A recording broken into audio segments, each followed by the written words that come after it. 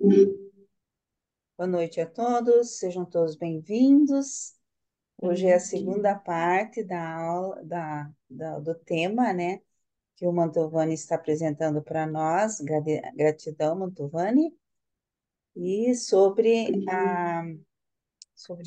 Jesus, né, que é a viagem que ele fez pelo Mediterrâneo, até Roma, e os discursos.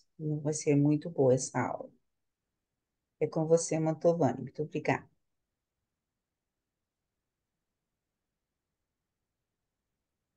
Obrigado, Lilian. Boa noite a todos da caríssima fraternidade. Hoje a gente vai dar continuidade da segunda parte eh, do documento 130, que se refere à viagem que o Senhor Jesus fez com os dois mercadores indianos pelos países e povos do Mar Mediterrâneo.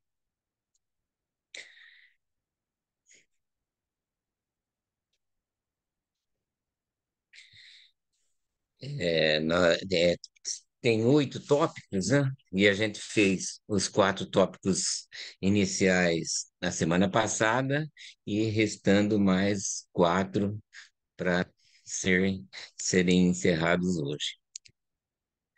Então, iniciando pelo tópico 5 do documento 130, na ilha de Creta.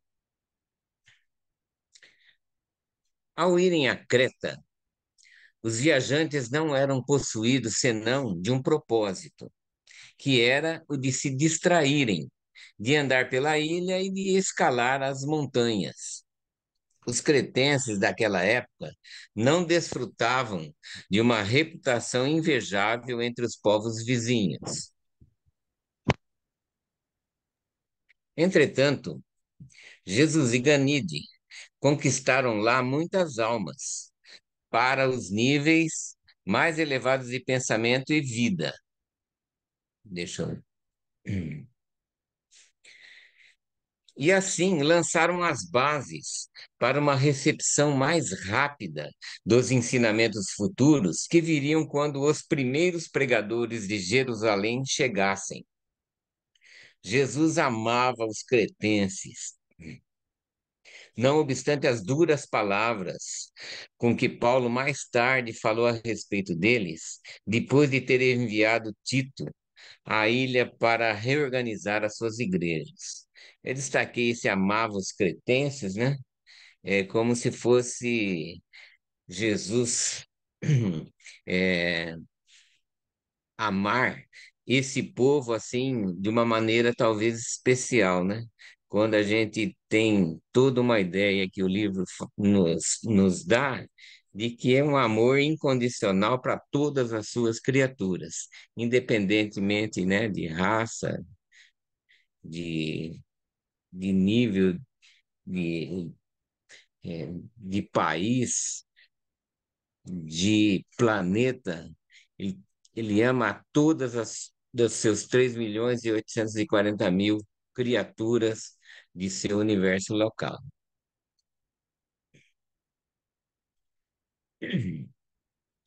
Nas montanhas de Creta, Jesus teve a sua primeira longa conversa com Gonode a respeito de religião. O pai ficou muito bem impressionado e disse: Não me admiro que o jovem Ganide acredite em tudo que tu dizes a ele, mas nunca soube que tinham tal religião em Jerusalém, e muito menos em Damasco. Foi durante a permanência na ilha que Gonode, pela primeira vez, propôs a Jesus que fosse com eles de volta à Índia.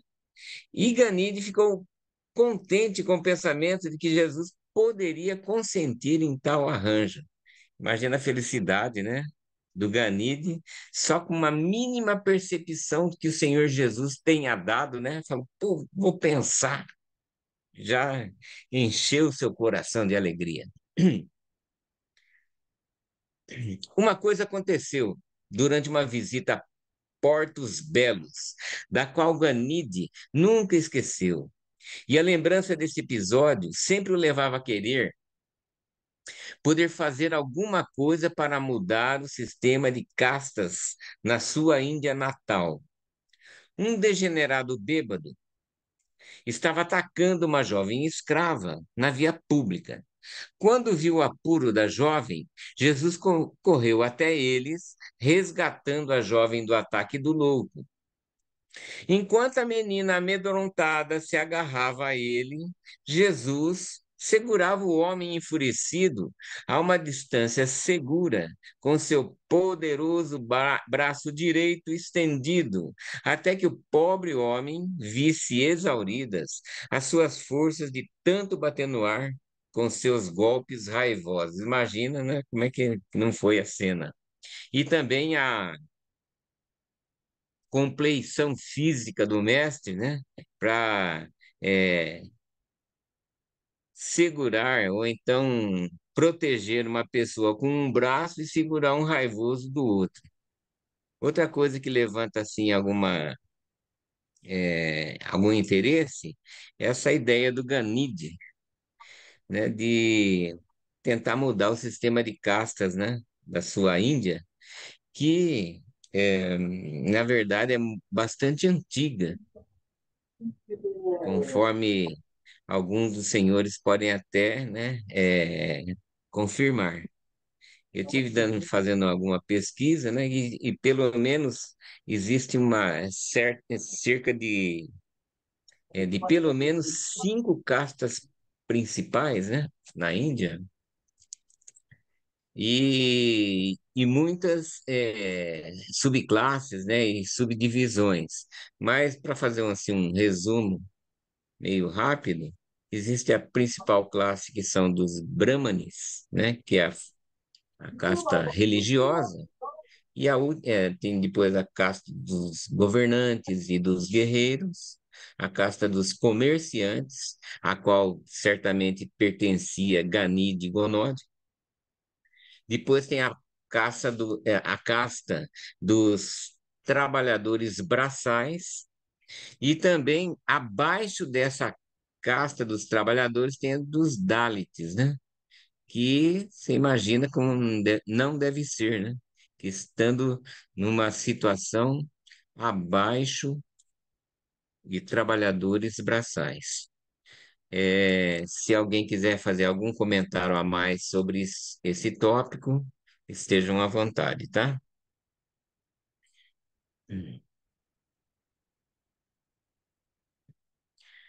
Ganide sentiu um forte impulso de ajudar Jesus a cuidar daquilo, mas o seu pai o proibiu. Apesar de não falarem a língua da garota, ela pôde entender o ato de misericórdia e manifestou a gratidão da sua alma, à medida que os três a levavam para casa. Esse foi provavelmente um confronto dos mais diretos com um semelhante, ao qual Jesus chegou pessoalmente em toda a sua vida encarnada. Não tem também lembrança, né, de outro fato dessa natureza.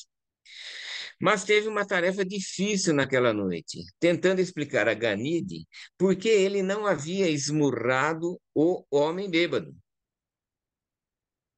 Ganide achava que aquele homem deveria ter sido golpeado pelo menos tantas vezes quantas havia golpeado a garota.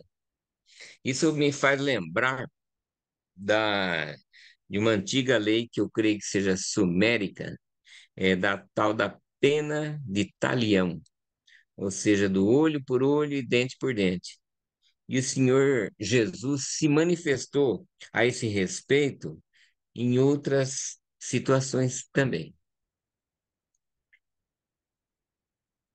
É, Antes de passar ao próximo tópico, é, fica dada a liberdade aqui para a Irmandade, se quiser alguém se manifestar, fazer algum comentário, esteja à vontade.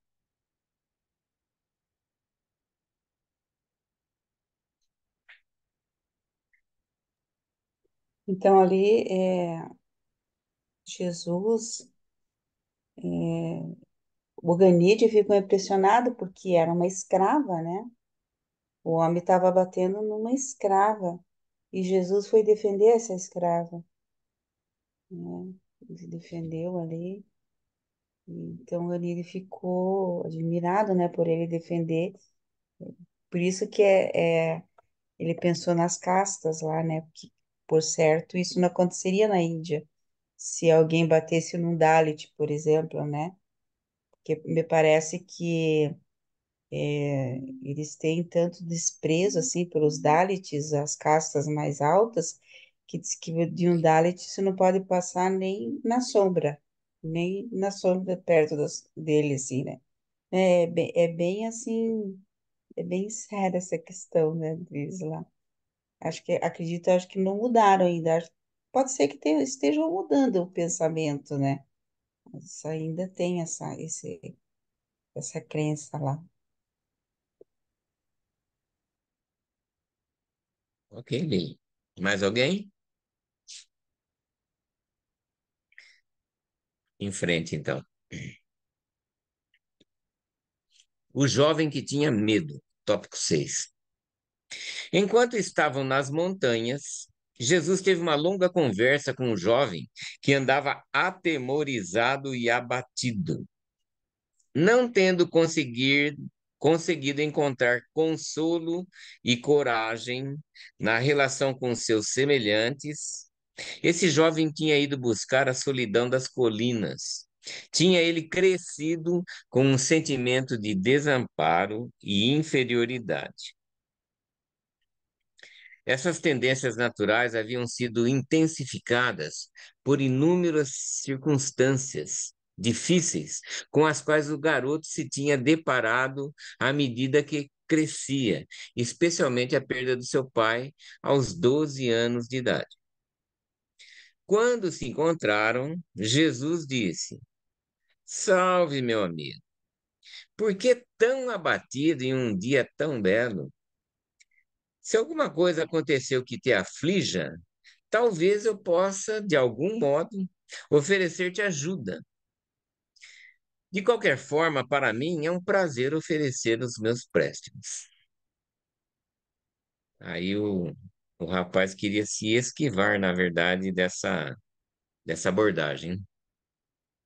O jovem não estava inclinado a falar, e então Jesus fez uma segunda aproximação de Mas alma, assim, não tem como você fugir do trigo, não.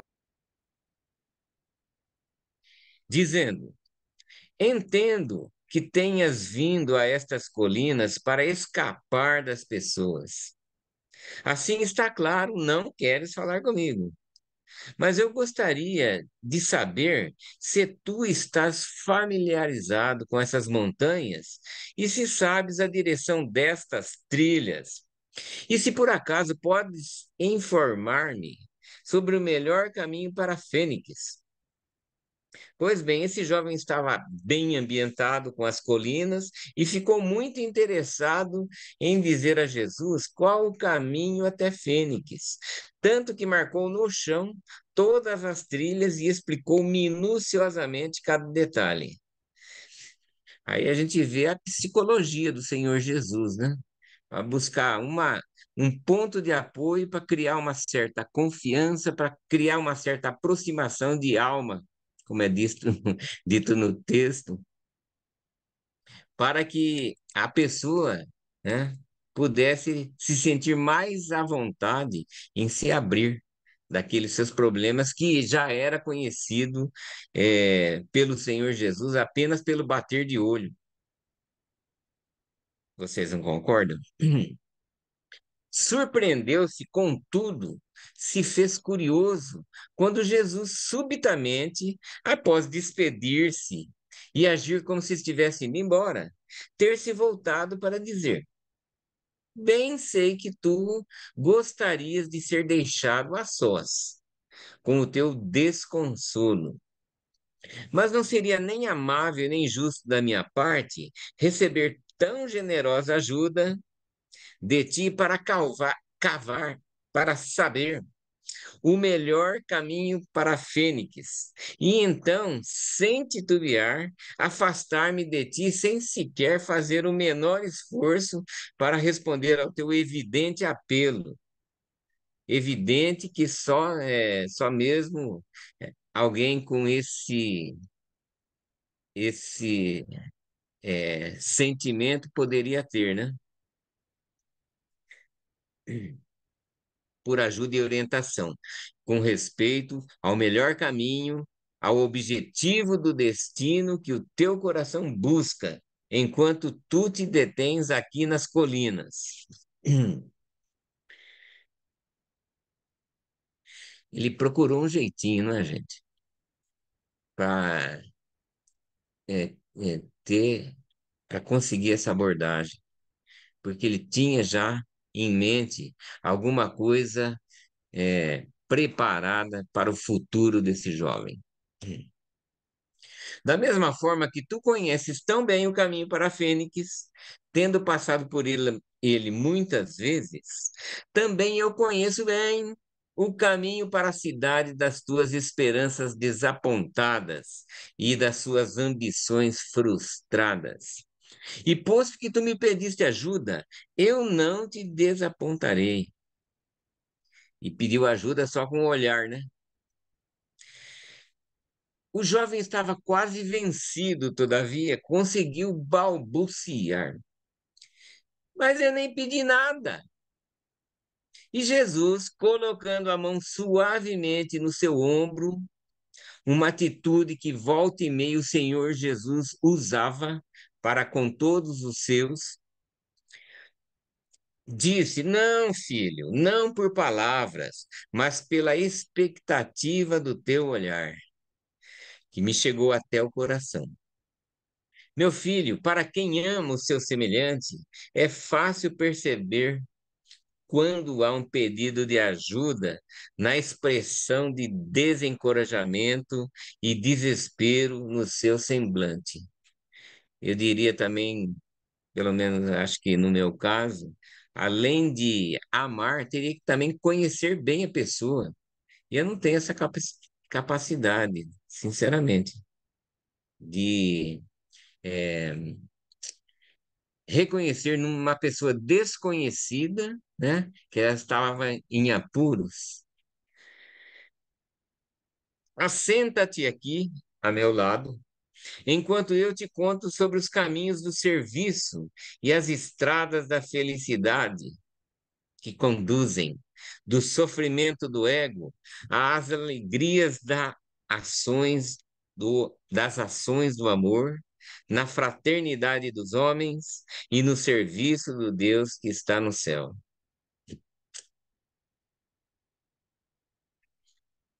Já começou, a partir dessas palavras, já muda todo o cenário.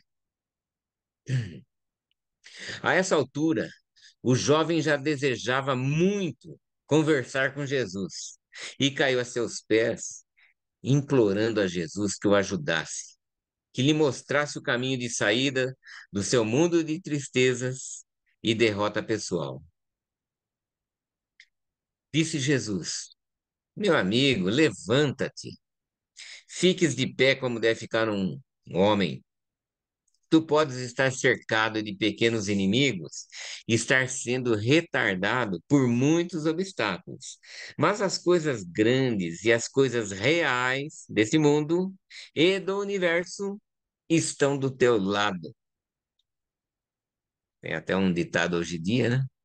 Que fala que o universo conspira para executar o seu desejo. No entanto, pensa outra vez, tua mente é clara e capaz. O teu corpo robusto tem uma mente inteligente a dirigi-lo. Põe a tua mente a trabalhar para resolver os problemas do corpo. Ensine o teu intelecto a trabalhar para ti. Recusa ser dominado por mais tempo pelo medo, como um irracional que não pensa. A tua mente deveria ser a tua aliada corajosa na solução dos teus problemas na vida. em vez de seres tu, como tens sido, um escravo abjeto do medo e um servo fiel da depressão e da derrota.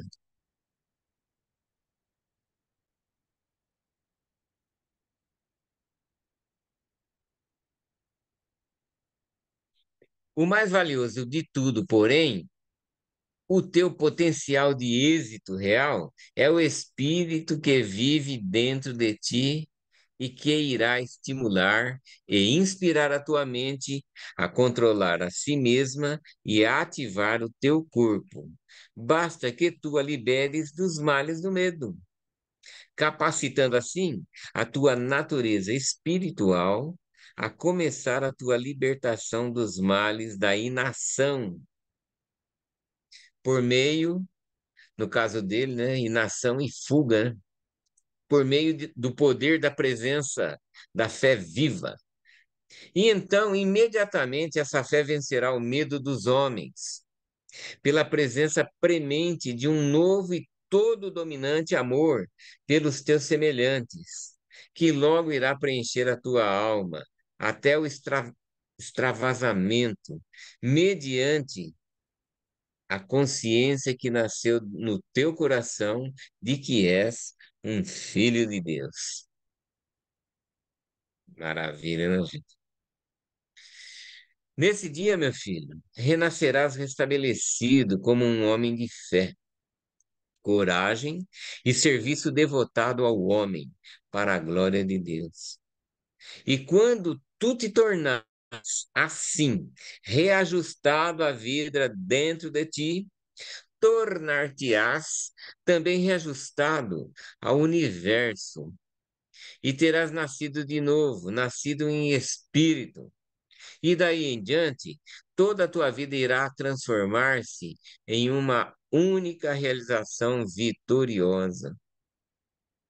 Os problemas apenas te revigorarão.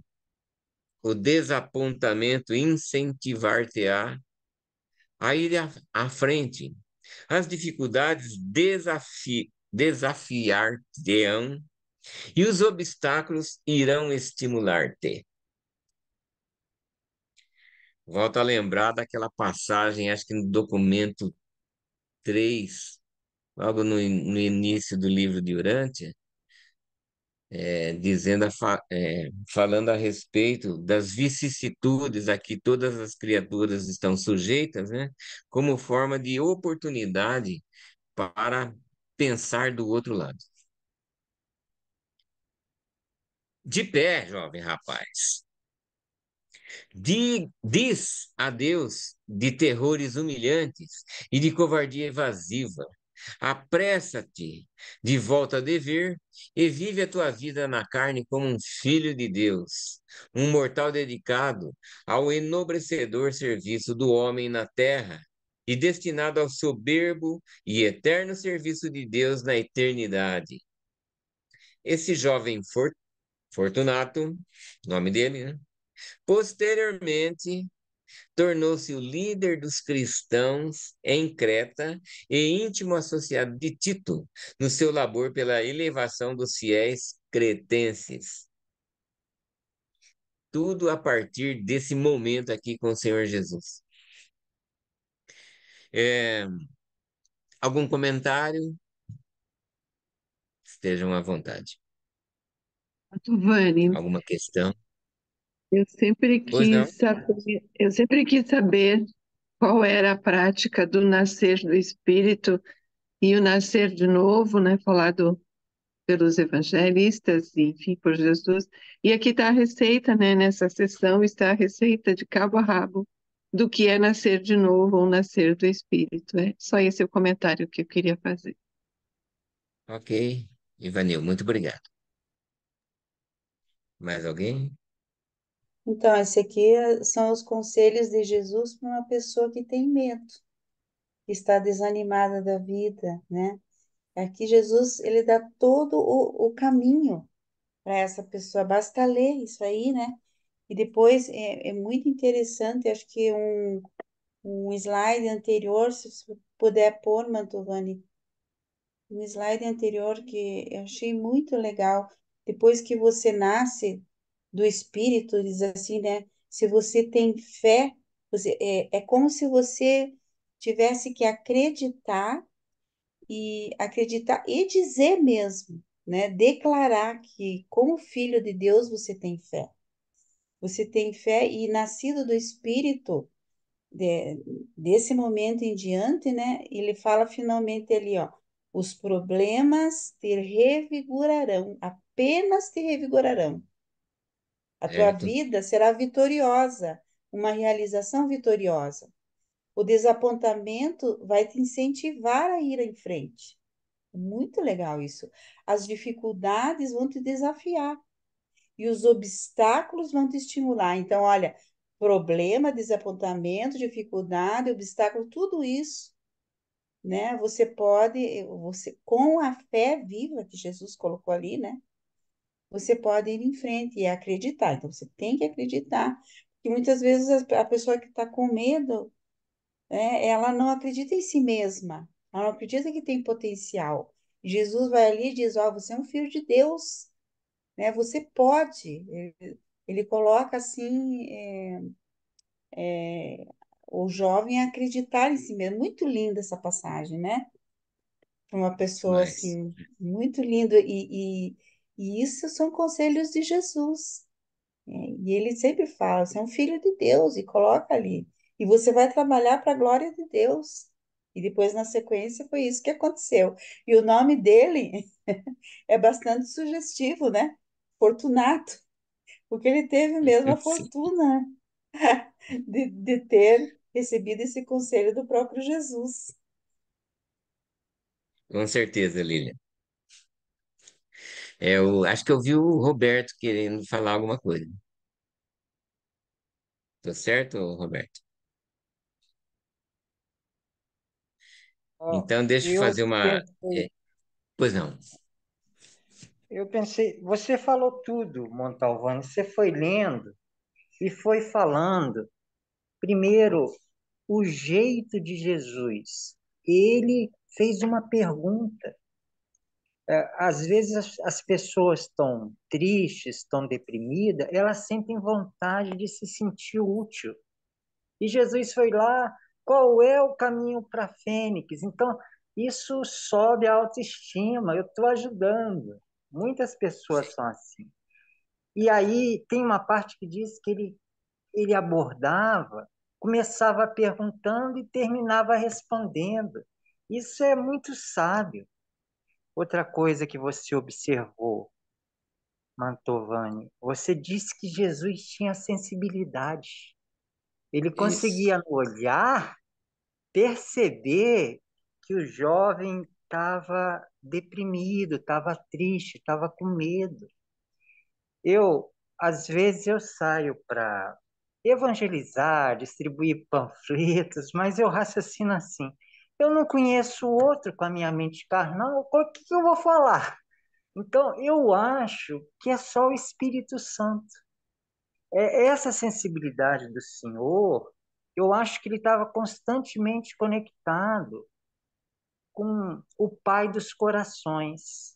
É daí que vem a inspiração, não é da nossa mente carnal. É claro que a nossa mente pode ajudar, a gente olha, a gente percebe uma face cabisbaixa e tem todos esses sinais, mas saber mesmo onde a gente pode ajudar, o que está acontecendo no coração do outro, tem que ser na alma, tem que ser no espírito. E ele é muito mestre em tudo, né? Eu lembro um encontro aqui em Brasília que um jovem, tava muita gente, aqui tinha umas 15 pessoas, a gente estava presencialmente na casa da Isabela Castro. E aí um jovem estava assim, deprimido, entendeu? E contou lá os motivos dele estar tão para baixo. E aí a gente leu esse trecho, exatamente esse trecho, Isso. confortador, e foi maravilhoso aquele encontro. Então, tá tudo aí, pessoal. Ok, Roberto. Muito obrigado pela sua participação. É, complementando o que eu havia dito, logo na citação inicial do livro de Urântia, no documento 3, tópico 5, ele enuncia 8 tópicos, né? Perguntando assim para o leitor: a coragem é desejável? O altruísmo é desejável? A esperança é desejável? A fé é desejável? O amor à verdade é desejável? A lealdade é desejável? O desapego é desejável? O prazer é desejável? Todas essas circunstâncias é, envolvem situações contrárias que é para se dar, né?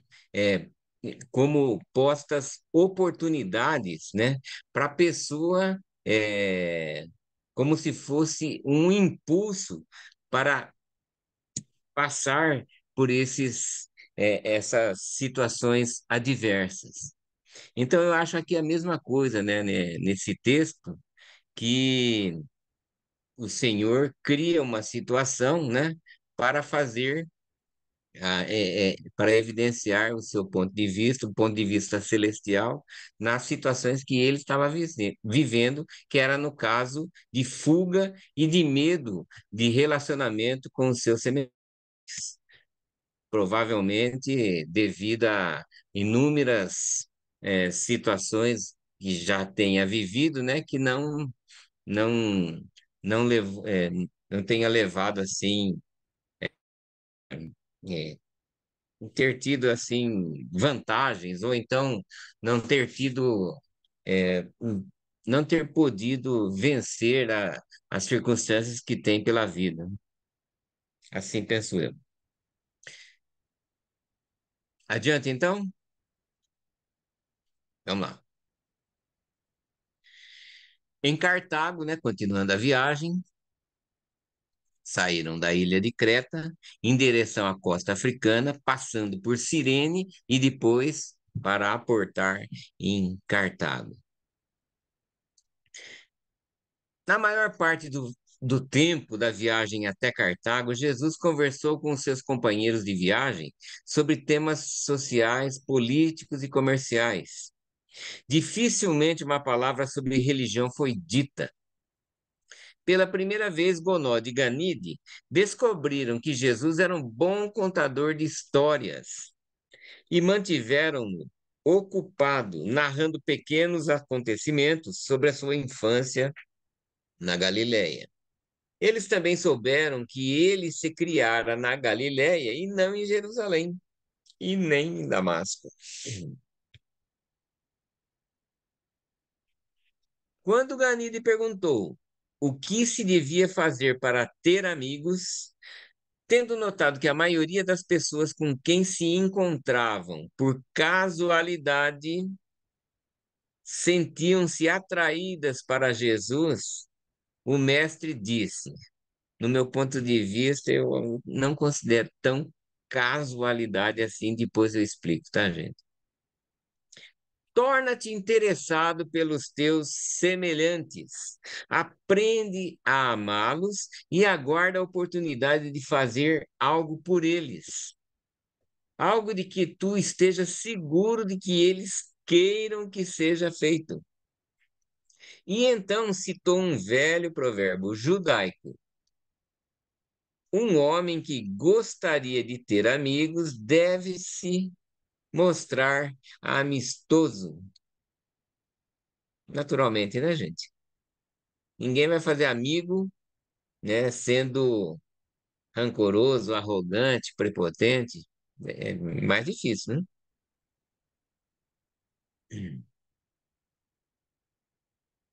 E outra dica também que o mestre nos dá é essa questão aí de se interessar pelos semelhantes, aprender a amá-los também, né? E também estar seguro de alguma coisa que eles gostariam que fizessem para ele. Interessante, né? Em Cartago, Jesus teve uma longa e memorável conversa com um sacerdote mitraísta sobre a imortalidade, o tempo e a eternidade. Esse persa havia sido educado em Alexandria e realmente desejava aprender com Jesus. Em essência, e em palavras atuais, respondendo às suas perguntas, disse Jesus: o tempo é a corrente que flui dos eventos temporais percebidos pela consciência da criatura. Tempo é um nome dado ao arranjo ou à sucessão por meio do qual os eventos são reconhecidos e diferenciados. O universo do espaço é um fenômeno relacionado ao tempo, como é visto de qualquer posição interior de fora da morada fixa do paraíso. Deixa eu repetir isso. O universo do espaço é um fenômeno relacionado ao tempo, como é visto de qualquer posição interior fora da morada fixa do paraíso. Melhor assim, né, gente? Porque da morada fixa do paraíso tem outra visão, né? Já que estão fora do tempo. O movimento do tempo é revelado apenas em relação a algo que, como um fenômeno no tempo, não se move no espaço. No universo dos universos, o paraíso e as suas deidades transcendem a ambos, ao tempo e ao espaço.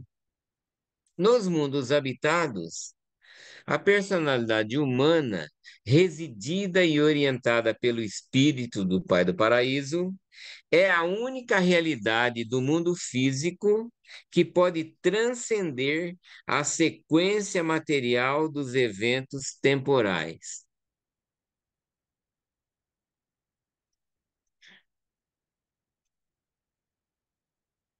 Os animais não percebem o tempo como o homem o sente. O mesmo para o homem, em função da sua visão seccional e circunscrita, o tempo surge como uma sucessão de eventos. Mas à medida que o homem ascende e progride interiormente, a visão amplificada dessa sucessão de eventos é tal que ele pode discerni-la cada vez mais na sua totalidade.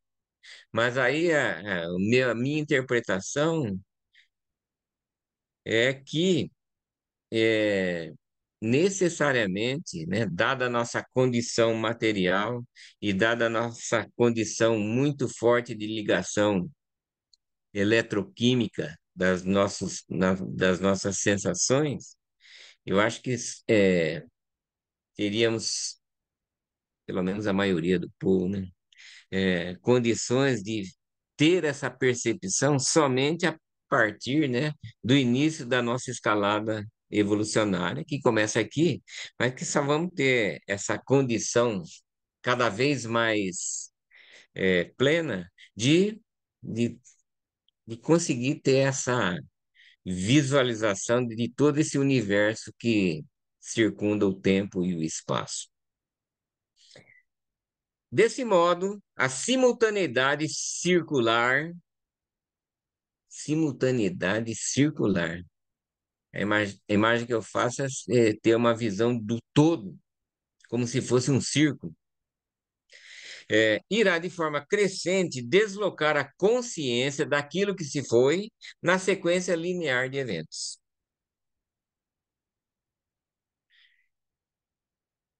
Há 7 diferentes concepções de espaço enquanto ele é condicionado pelo tempo. Essas 7 diferentes concepções aqui de espaço, só tem dois parágrafos no livro de Urântia que faz menção a essas concepções. E é no tópico 7 e parágrafo 6 e no seguinte.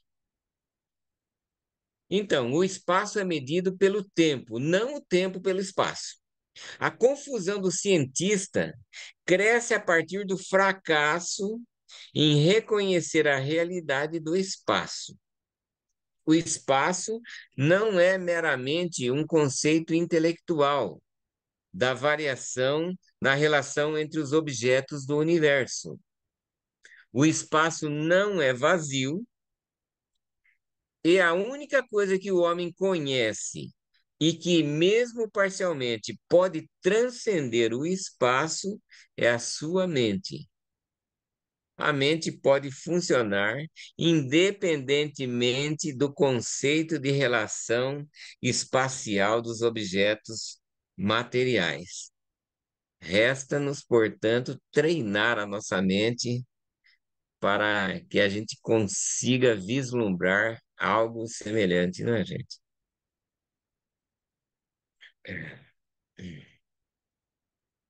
O espaço é relativa e comparativamente finito para todos os seres cujo status é o de criatura, certo?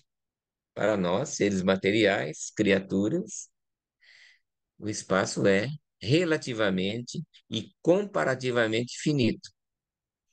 Quanto mais a consciência aproxima-se do conhecimento das 7 dimensões cósmicas, tanto mais o conceito de espaço potencial aproxima-se da ultimidade.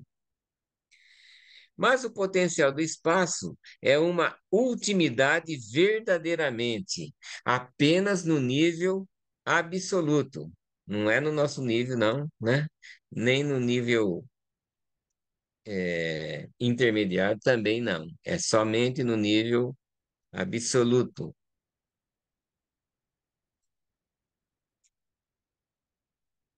Alguém quiser fazer algum comentário dessa parte também, que eu também acho bastante complexa, fiquem à vontade, tá, gente? Pois não, Roberto. Mantovani, você pode colocar acho que é o Anterior. parágrafo, é que fala que a personalidade pode É, transcender o tempo. vamos Ó, achar. a personalidade, esse é interessante. Aí, nos mundos habitados, a personalidade humana, residida e orientada pelo Espírito do Pai do Paraíso, é a única realidade no mundo físico que pode transcender a sequência material dos eventos temporais. Como? O que eu acho? É a minha interpretação. É dito que o Pai Universal ele realiza uma experiência na eternidade, porque o eu fui, o eu sou e o eu serei é o mesmo nele. Ele não muda, entendeu? E é dito também que a nossa personalidade, que Deus, o Pai Universal, cria e nos dá, ela é uma realidade imutável. Então, como é que eu creio que a personalidade pode transcender o tempo? Se você chega na essência imutável da sua pessoa, você chega no nível da realidade do seu ser que não muda, que é o mesmo ontem, hoje e sempre. E nesse sentido, eu creio que você transcende o tempo. Não sei se eu me expressei nisso, né? E a mente? Ele fala que a mente pode transcender o espaço. Ele fala de 7 tipos de espaço. O que seria isso? Olha, os 7 tipos de espaço, eu pensava nos 7 universos, sabe? Sim.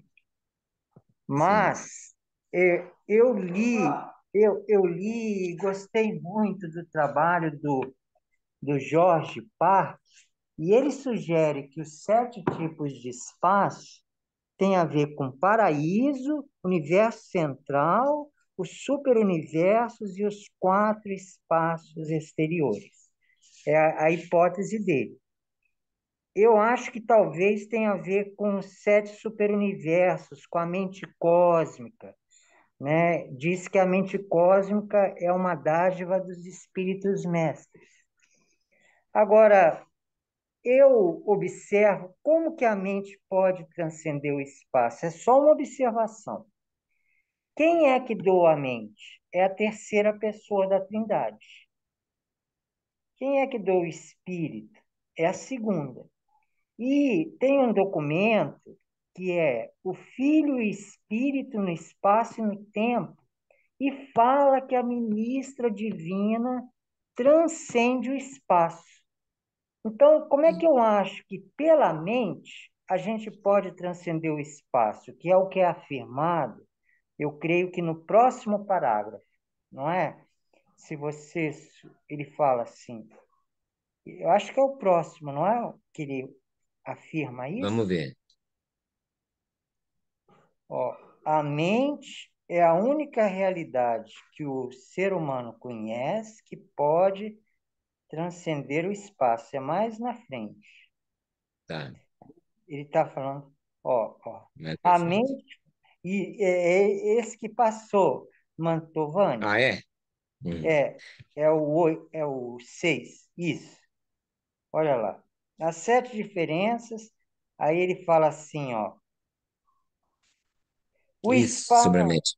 Hum. é o, a única coisa que o homem conhece que, mesmo parcialmente, pode transcender o espaço é a sua mente. Como? Pela mente da ministra divina, que transcende o espaço.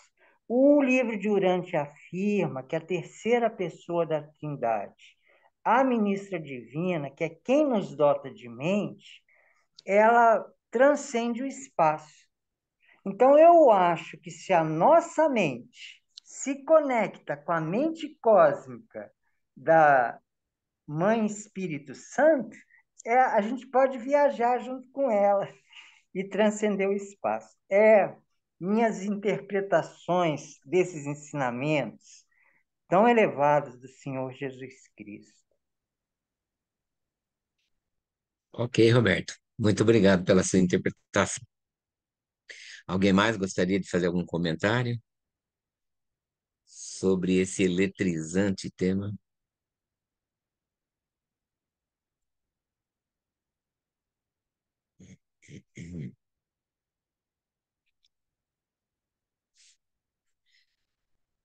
À frente.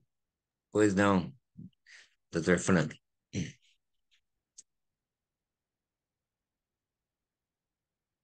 Estamos sem áudio, ô Franklin.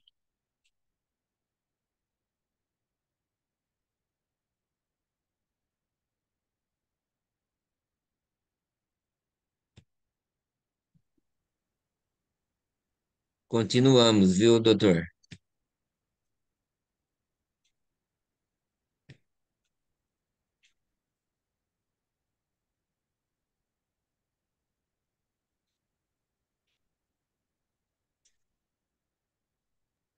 Sem Eu áudio, seu vou, Franklin.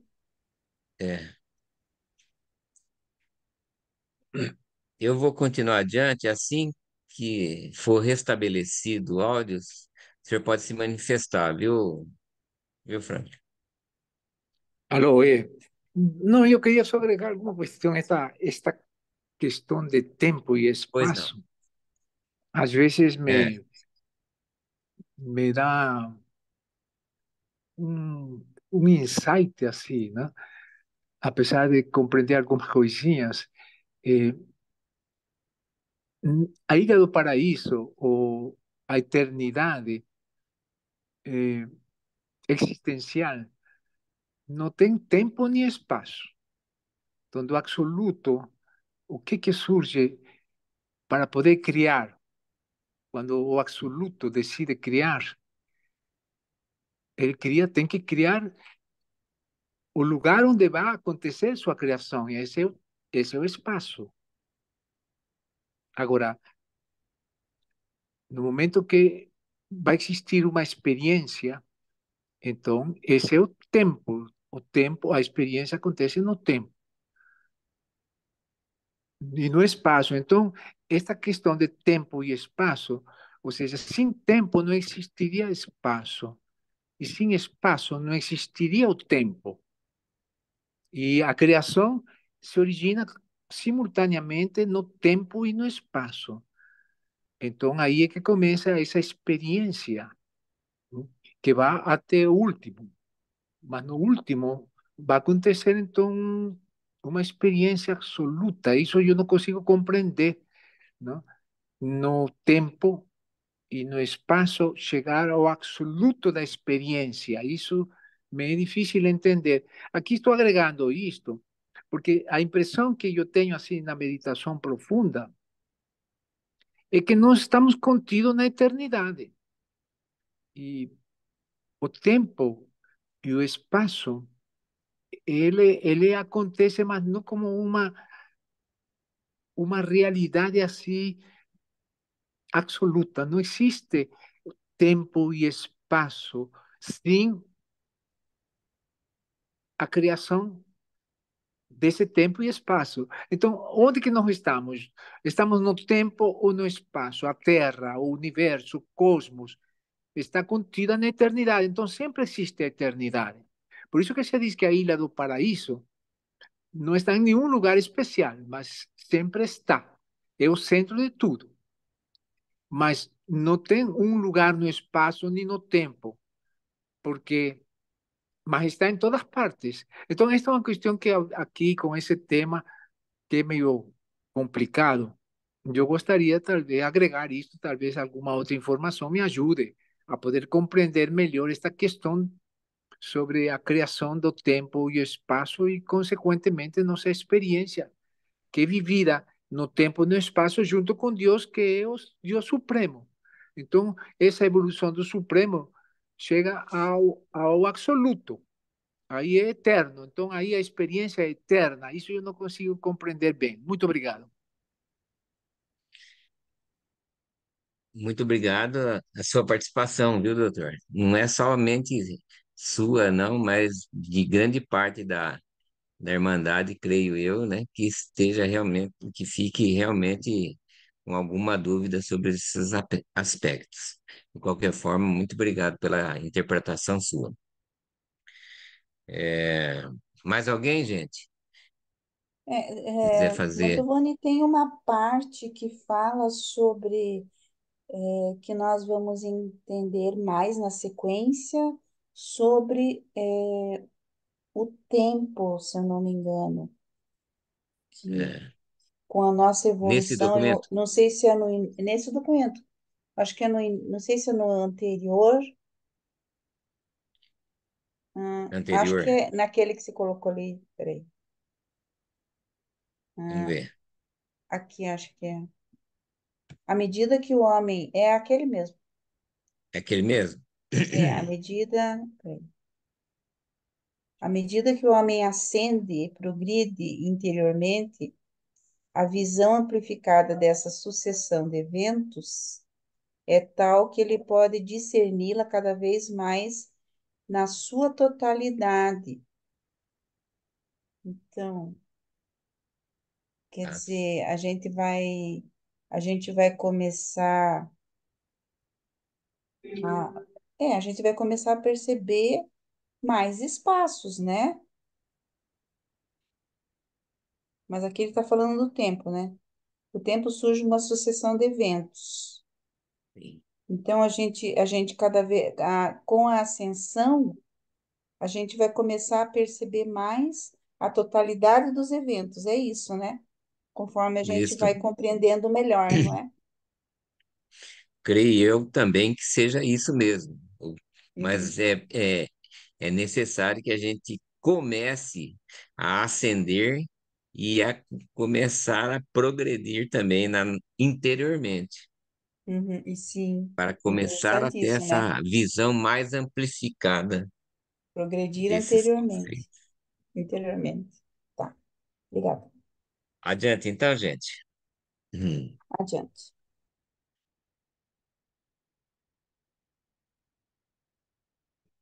A caminho de Nápoles e de Roma. A primeira parada no caminho da Itália foi a ilha de Malta, que fica bem próximo à ilha da Sicília, né? Ali Jesus teve uma conversa longa com um jovem desalentado e desencorajado chamado Cláudio.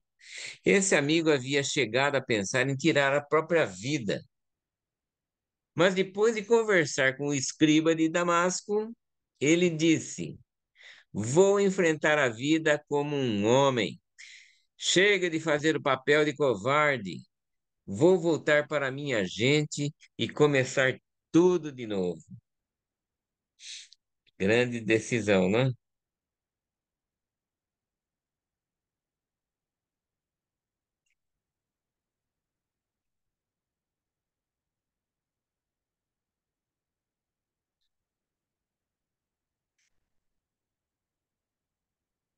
Fiquei sem os. Opa, achei. Hum. Em pouco tempo, ele se convertera em um pregador entusiasta dos cínicos, que é também outra religião que vai ser abordada na próxima aula, tá? E mais tarde ainda, deu as mãos a Pedro na proclamação da cristandade em Roma e Nápoles, e após a morte de Pedro, foi para a Espanha pregar o evangelho. Mas nunca soube que o homem que o havia inspirado em Malta era o mesmo Jesus, a quem posteriormente ele proclamaria como o libertador do mundo.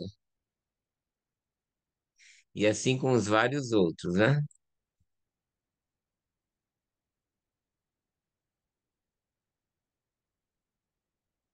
Os vários outros que se destacaram nessa missão como evangelizadores. Em Siracusa, passaram uma semana inteira. O evento notável dessa escala foi a reabilitação de Esdras, ou Esdras, o judeu desencaminhado que era o taberneiro do lugar onde Jesus e os seus companheiros se hospedaram. Esdras encantou-se com a aproximação de Jesus e lhe pediu para ajudá-lo a voltar à fé de Israel. Expressou a sua desesperança, dizendo: Eu quero ser um verdadeiro filho de Abraão, mas não consigo encontrar Deus. Disse-lhe Jesus: Se tu queres realmente encontrar Deus, esse desejo é por si mesmo a evidência de que já o encontrou. O teu problema não é que não consigas encontrar Deus, pois o Pai já te encontrou. O teu obstáculo é simplesmente que ainda não conheces a Deus. Ainda não leste no profeta Jeremias que me buscarás e me encontrarás quando me buscares com todo o teu coração? E de novo, esse mesmo profeta não diz: E eu te darei um coração para que me conheças, que eu sou o Senhor, e pois pertencerás ao meu povo e serei o teu Deus. De novo, ele fez uma outra citação, né? Dessas perguntas.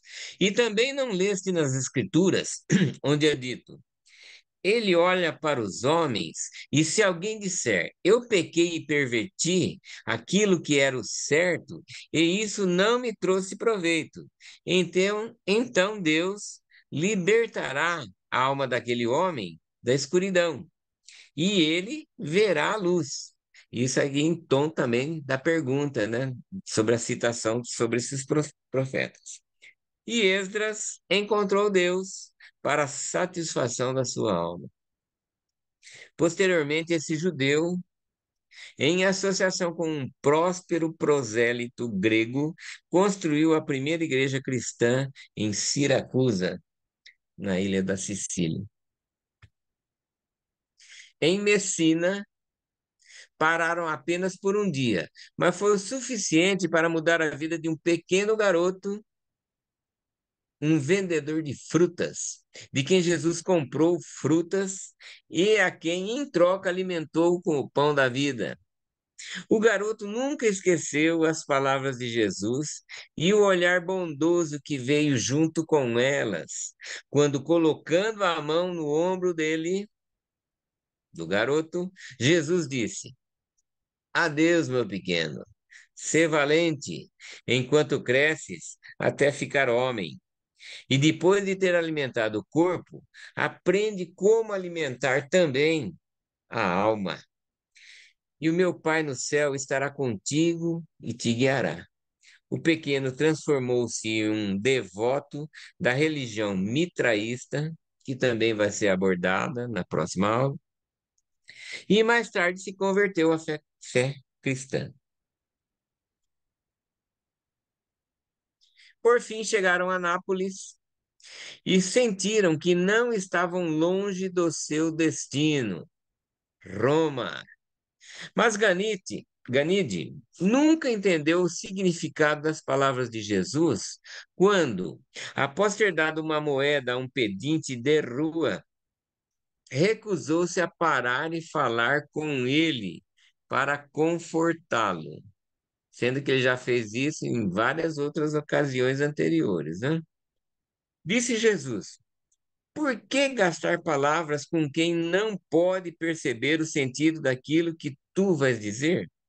Por que gastar palavras? O Espírito do Pai não pode ensinar e salvar aquele que não tem capacidade de ser seu filho, ou que não queira, ou que não tenha a mesma capacidade mental, conforme diz o livro aqui, né? O que Jesus quis dizer é que aquele homem não tinha uma mente normal. Aí já é outra coisa, né? Que lhe faltava capacidade de corresponder à condução espiritual.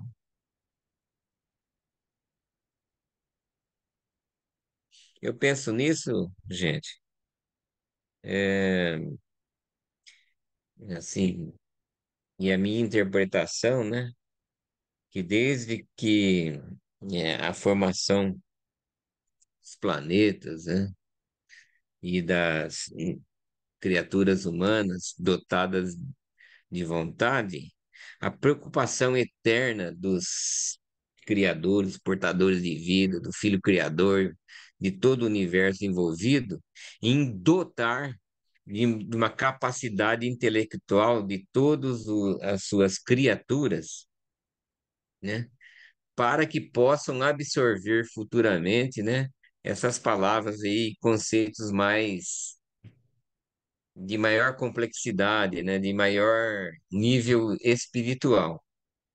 Isso a gente, né, sente pelo livro, né, desde a vinda do cortejo do príncipe planetário e depois com a vinda do casal adâmico, né, essa preocupação em transmitir a raça violeta muito superior às raças existentes no planeta, né, mas justamente para adotar intelectualmente os seres humanos, né? Para poder ter uma melhor possibilidade de captação desses conceitos mais espirituais. Vocês não acham? Dali eles foram para Roma pelo caminho de Capua, fazendo ali uma parada de 3 dias. Na Via Ápia, andaram a passos largos, junto aos seus animais de carga, em direção a Roma. Todos os três estavam ansiosos para ver a primadona do império, aquela que era a maior cidade de todo o mundo. Muito obrigado a todos pela paciência e participação.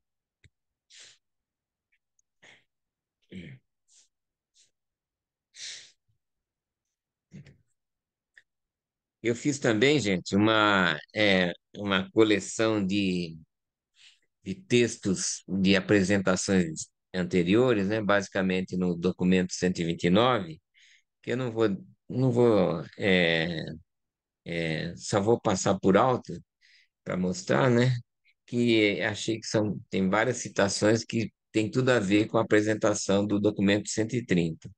Então, como assim, sugerir como uma leitura complementar. Se alguém depois quiser, né, continuar a ler, eu acho que agora está aberto aí para as nossas propostas, nossas observações e comentários.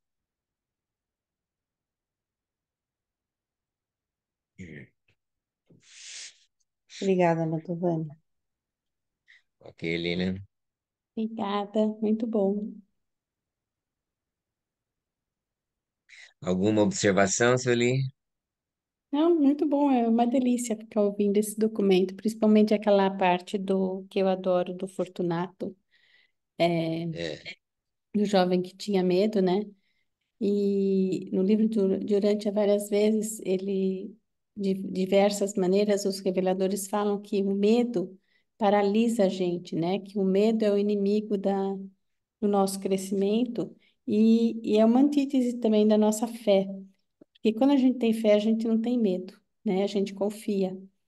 Então, eu gosto bastante dessa passagem.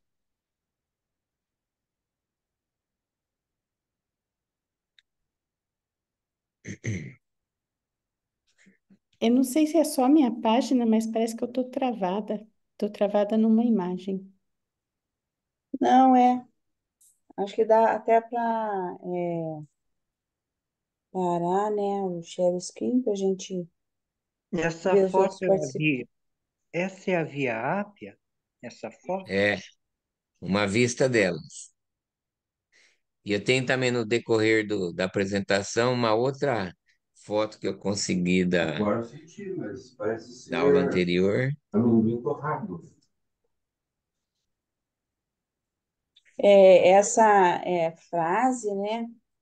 Eu gostei de uma frase, gosto muito dessa frase, é bastante citada, colocada em posts, etc, né?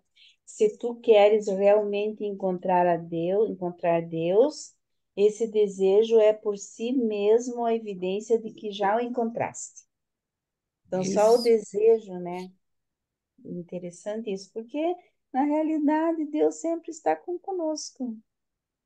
Ele sempre está conosco. Basta que a gente reconheça esse fato, né? O espírito ajustador do pensamento está conosco.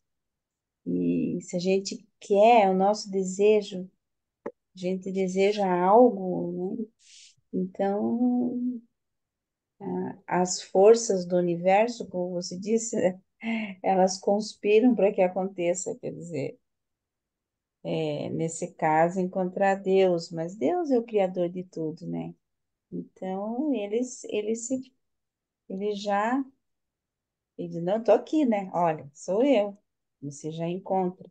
E em Deus você encontra força para enfrentar todos os obstáculos da vida, né? Tanto que ali quando ele fala do rapaz que estava assim, pensou até em tirar a própria vida, né? E ele falou com o rapaz, e o rapaz se encheu de ânimo, né? E foi recomeçar. E isso acontece muitas vezes, até com pessoas que leem o livro de Urante e encontram, né, uma razão para viver. Encontram Deus nos primeiros capítulos, maravilhoso, cheio de amor. E imagine, esse rapaz encontrou o Jesus, encontrou Deus ali, né? E ele viu os corações daqueles que estavam realmente. E reconhecia, para nós, eu penso assim, reconhecer quem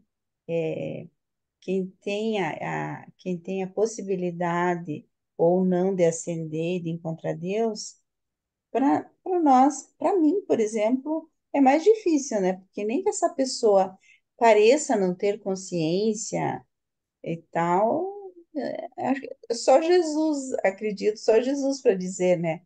Olha, aquele ser não tem capacidade, ele não tem, porque ele conhecia os corações. Agora nós, né, não sabemos realmente quem tem essa capacidade ou não, porque então a gente, não sei vocês, né, mas eu acho que nós não temos essa capacidade. Por mais que a gente veja que a pessoa parece que não tenha uma mente normal, mas como é que a gente vai saber qual é o relacionamento dela com Deus? Às vezes ela não consegue falar, não consegue se expressar ou raciocinar muito, mas só Deus sabe se ela tem é, uma capacidade de ascender, né? Então eu acredito que esse julgamento de uma mente normal ou não, acho que é só Jesus poderia ter feito, né? Não sei se vocês pensam assim também.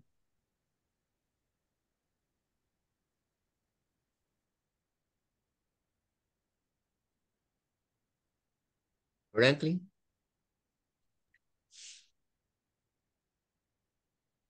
Se quer tirar o top, dar o stop share aí, Te junto amo. Eu? Então, me está escutando? Melhor. Isto. Me está escutando? Tá Sim, escutando? Fica à vontade.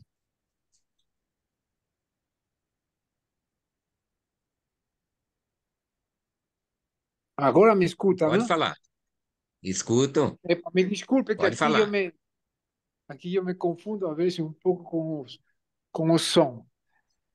É, E eu me confundo com tudo, doutor. então, então não sou o único, não. É, Não é, mas não. hum, já isso daí já alivia um pouco a gente, não? Alivia a Porque a gente carga se atrapalha e dos aí irmãos. as coisas começam a se complicar um pouquinho. Mas estou aqui atento a esta questão da mente, né?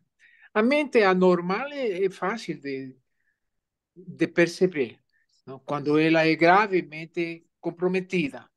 Por exemplo, doença de Alzheimer, doenças de, digamos, de psicopatias, doenças de problemas de esquizofrenia, às vezes, não, porque não é todo esquizofrênico, tem esquizofrênicos muito acessíveis a esta questão espiritual, mas com pouco tempo assim de conversar com as pessoas, já se percebe se a pessoa tem condições ou não tem condições. O grande problema é quando a pessoa tem condições intelectuais muito apreciadas, muito reconhecidas, e, no entanto, espiritualmente não consegue, a gente não consegue uma comunhão. Para mim é difícil atualmente eu me comunicar espiritualmente com as pessoas. Pouquíssimas pessoas eu consigo me comunicar. Agora, não é que as pessoas que eu não me comunico sejam atrasadas mentalmente, mas ou então sou eu atrasado mentalmente, ou então é a questão espiritual mesmo. Não? A consciência espiritual varia muito entre uma pessoa e outra pessoa. E este é o problema. Agora, Jesus era bastante, eh, digamos, ele reconhecia facilmente que todo mundo tinha capacidade, porque esse caso que explicou aqui, em que ele deu uma esmola para uma pessoa e explicou que ele não tinha capacidade mental adequada para compreender qualquer palavra dele. Mas isso não era muito comum. Jesus se comunicava muito bem com os pecadores, com os intelectuais e com analfabetos. Eu penso que essa comunicação realmente falha em nós porque existe uma educação equivocada. O princípio da educação devia considerar no, o espírito. Não é uma questão de religião, e sim uma questão de autoconhecimento. Eu acredito que o novo mundo, que já está nas vésperas, não? Porque esse mundo velho acabou. Isso não tem dúvida, acabou. Tem um mundo novo, um mundo crístico agora. Então, dentro desse mundo crístico, as crianças, desde a mais pequena idade, vai, vai poder compreender, depois dos 5 anos, esta questão espiritual. Aí, então, já a pessoa um já tem um reservatório, digamos, espiritual que vai permitir esse desenvolvimento num mundo mais harmonioso, porque este mundo é muito materialista. Este mundo é ateu e é muito agnóstico. E aqui mesmo no Brasil, que eu acredito que o Brasil é um dos países mais cristãos do mundo, inclusive eu acredito que seja até mais talvez que Estados Unidos e Europa. Aqui no Brasil ainda existe uma apreciação espiritual bastante elevada, ainda em pessoas analfabetas. Eu tenho visto, quando eu estou procurando evangelizar a minha maneira, eu evangelizo as pessoas, e eu compreendo que as pessoas às vezes são analfabetas e compreendem melhor esta questão de evangelização do que pessoas intelectuais, que são muito exigentes, não? Na razão, no pensar, no raciocínio e no que aprendeu de livros, que pode ser inclusive o livro durante a Bíblia, né? Então, isso às vezes até atrapalha a pessoa, porque a deixa muito rígida na crença limitante. Então, penso que eh, esta comunicação humana, as personalidades são, claro, são únicas, são diferentes, mas a essência do amor, da verdade, não? E da harmonia que a gente sente, isso é o ajustador do pensamento. Quando eu amo, eu penso que quem ama é o ajustador do pensamento. Existe o amor é divino. Existe o amor sentimento, que esse amor é mais para o animal. Agora, existe um amor sábio.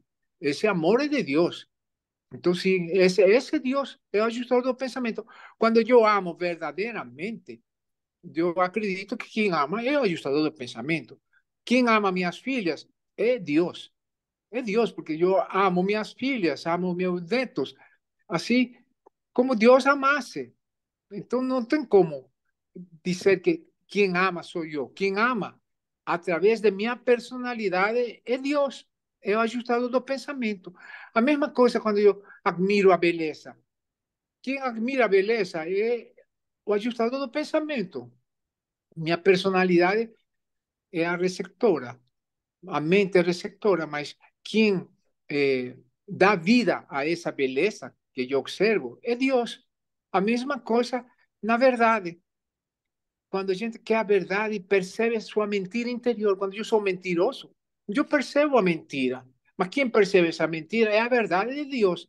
Então eu considero que a comunicação entre um ser humano e outro ser humano, se é justa, eu acredito que, que todo mundo é mais ou menos igual. A mente que não tem competência já é uma mente patológica no cérebro, o cérebro. Aí já é outra coisa. Mas se uma pessoa, ainda que seja analfabeta, ainda que não tenha nenhuma religião, é capaz de se comunicar com outras mentes. Esse negócio de que um é superior ao outro, me parece que não devia existir. Não sei por que existe, mas tenho a impressão que diante de Deus todos somos iguais. Quando uma mente como essa de Jesus que encontrou, não, que era deficitária, então deve ser uma patologia cerebral, anatômica, física. É isso que eu queria aqui agregar. Não sei se me Ok, demorei muito, mas doutor. está tudo bem. Muito obrigado, doutor Frank. Alguém mais gostaria de fazer algum comentário? E eu A pa- queria também, me ressaltou, alguém falou, gostaria de falar alguma coisa? Não, só uma coisinha, papai, do que o seu Franklin falou, eu me lembrei de que no livro diz que Hum, existem dois tipos de pessoas para Deus: aqueles que fazem a vontade de Deus e aqueles que não fazem a vontade de Deus. certo. Ok, Lívia. Me ressaltaram alguns aspectos quando eu fiz a compilação desse documento, né, que me chamou a atenção. E eu queria saber também se vocês tiveram a mesma percepção, porque em todos os locais que Jesus esteve aportando, né, ou então passeando, ou então passando o tempo que devia passar em cada uma das suas localidades, ele foi exatamente contactar as pessoas que futuramente iriam servir, participar, né, do serviço, de pregação de evangelho, de serem líderes religiosos, né? Mas duas pessoas chaves, né? Dá a impressão que, né, além das metas, que o duplo propósito que ele tinha, né, de revelar o Pai e também conhecer melhor as suas criaturas, ele teve nessa viagem uma experiência também, né, de também ter um melhor desenvolvimento pessoal, né, no contato com as suas criaturas, e também me ressaltou esse aspecto, né, dele ter, né, encontrado pela frente futuros personagens que iriam serem futuros evangelizadores. Vocês não perceberam também? Não dá a Sim, impressão que até Sim. que parece que conhecia já quem era, sei lá. eu acho que Jesus, quando ele foi para o céu, ele enviou o Espírito da Verdade. Talvez ele tenha mantido uma conexão com aquelas pessoas que ele conheceu aqui na Terra. É uma hipótese. Então Tá. ele A continuou minha também lá. é. Eu acho que pode ter isso também.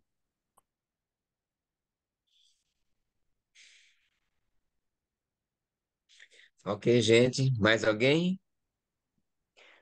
Olha, tem uma parte que ele fala como fazer amigos. Eu acho aquilo um primor.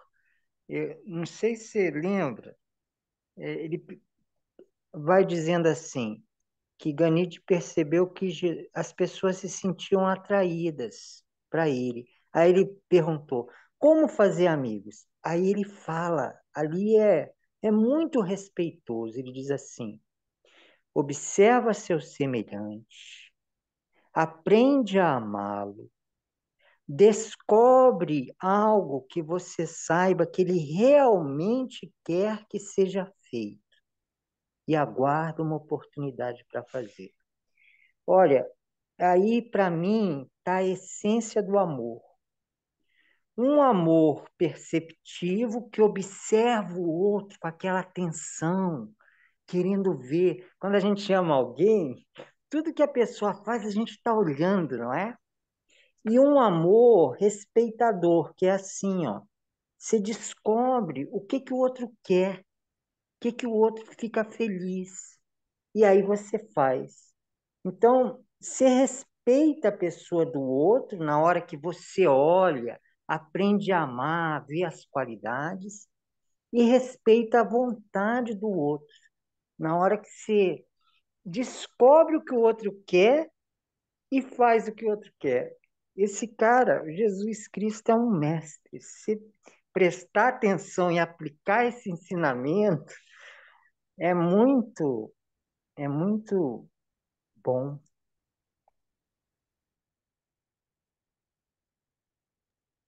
Digo que é vital, né, Roberto? Porque a vida sozinho, nem o próprio livro diz, né, que não tem muito sentido você viver solitário.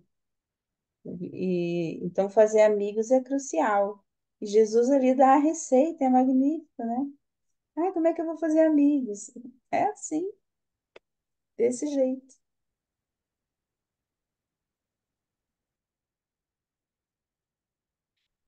Ok, gente. Podemos fechar? Alguém tem mais alguma colocação? Olha, ficou com um gostinho de quero mais. Olha, que bom. A gente agradece muito a participação de todos, hein? Foi muito valiosa a contribuição de cada um. para o nosso engrandecimento. Gratidão, Mantovani, muito Muito bom. Muito obrigada, Muito boa obrigada noite a Mantovani. mesmo. todos, viu? Parabéns. Muito obrigado.